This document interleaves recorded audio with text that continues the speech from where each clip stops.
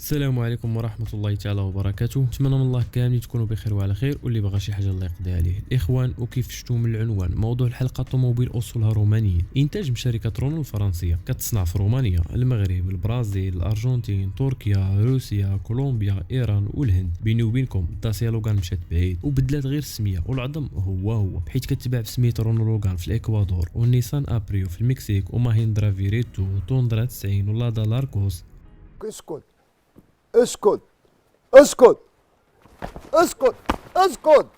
من الانطلاقه مبيعات داسيا تجاوزت 4 المليون حبه، 4 المليون حبه في جميع انحاء العالم، وهذا الشيء ما خافيش علينا، فين ما مشيتي كتلقاها. شنو السبب زعما؟ واش اعتماديه لهاد الدرجه؟ بقاو معنا. ضيفه الحلقه اللي معنا الفيس ليفت ديال اول جينيراسيون عند لوغان، طولها هو 4 متر فاصلة 28، والعرض ديالها متر فاصلة 98، مع وزن اجمالي 1065 كيلوغرام. اما بالنسبه للفوليوم الكفر كيبلغ 510 لتر. كانت كتجيب دو فيرسيون ايسونس وديزل، والسياره اللي معنا ديزل 6 الخيل، موتور 1.5 دي سي اي بسعه 1461 سنتيمتر كيب، كيعطينا 65 حصان و160 نيوتن متر. سرعه قصوى كتبلغ 155 كيلومتر في الساعه، وكونسوماسيون ميكس كتبلغ 4 لتر فاصلة 9 لكل 100 كيلومتر. اما بالنسبه للفيرسيون ايسانس 8 د الخيل الان 4 ام بي اي بسعه 1390 سي سي، كيعطينا 75 حصان و115 نيوتن متر. سرعه قصوى كتبلغ 162 كيلومتر في الساعه، وكونسوماسيون في حدود 7 لتر لكل 100 كيلومتر. وما نساوش ان الفوليوم د ريزيرفوار كيبلغ 50 لتر، وهذا الشيء كامل طوموبيل كتجي دافع امامي. ندوزو ليكيبمون. الطوموبيل كانت كتخرج باربعه الفئات: اللوغان، لومبيونس، لوريت والبريستيج. بالنسبه للوغان وهي لونطري دو كام، كيجي فيها سيستيم انتي ديماراج الكترونيك، ومصابيح اماميه قابله للتعديل، وشوفاج وفونتيلاسيون من 4 درجات. اما بالنسبه للفينيسيون امبيونس واللي هي اللي معنا اليوم، كيجي فيها ديريكسيون اسيستي، ريسيكلاج دلير، زاج القدام الكتريك، وايرباك للسائق. ايضا كيجي فيها زوج مرسانيد للراس في الخلف، وضوء دبابات القدام. اما بالنسبه للفينيسيون لوريت هي الفينيسيون العامره، كيجي فيها اورديناتور دو بور، ايرباك باساجي، ايضا مرايه الكتريك، لاكلين، كرسي السائق والفولون قابل للتعديل الاعلى، زاج دلور الكتريك. اما فينيسيون بريستيج وهي نيت لوريات وزايده فيها شي حاجه، كيجي فيها غير جونط الومنيوم 15 والفولون والبومو دو لوفي دو فيتاس اون كوير. ندوزو للمميزات والعيوب. بالنسبه للمميزات، اول حاجه غنلاحظها هو استهلاك الوقود بالنسبه للديزل، صراحه اللي طوب. ايضا الطوموبيل متيسعه من الداخل، فيها متر 85 وباقي تبارك الله ليساس، وكذلك في الكرسي القدام. ايضا الميزه الاخرى انها مرتفعه من الارض، كذلك مقارنه السعر بالجوده فهي حاجه مزيان. ندوزو للعيوب. اول عيب هو ضعف عزل السياره خاصه في السرعات العاليه. ثاني حاجه هو الكونسوماسيون الزايد في الفيرسيون د ليسانس. ثالث حاجه كراسي اللي ما كيطواوش باش تستغل اكبر مساحه ممكنه. على العموم داسيا لوغان ضيفه الحلقه كتبقى عندها مكانه محترمه، سياره نفعيه اعتماديه واقتصاديه بامتياز. الا كنتي كتفكر تشريها غير توكل على الله، عمرها تحشمك، تهلا فيها تهلا فيك. الفيدونج والمانتونونس في الوقت، وها هي معاك. الثمن ديالها في السوق كيتراوح بين 45000 درهم و 65000 درهم، والحكم هو ايسانس ولا مازوت،